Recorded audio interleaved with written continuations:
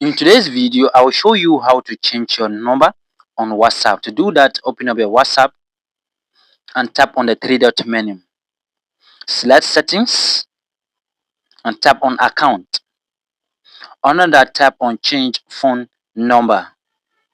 Tap on next and enter your new phone number here.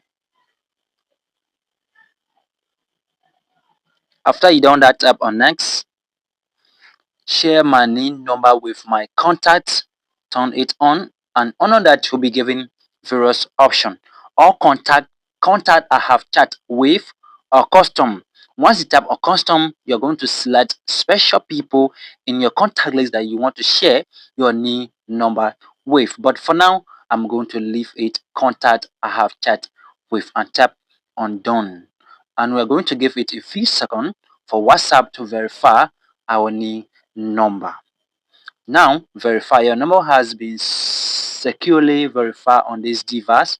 Tap on continue, and your phone number has been successfully changed from 88433174 7783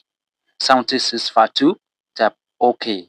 Our number has been changed. Thanks for watching, and don't forget to hit the like button and subscribe for more useful tips. Bye for now.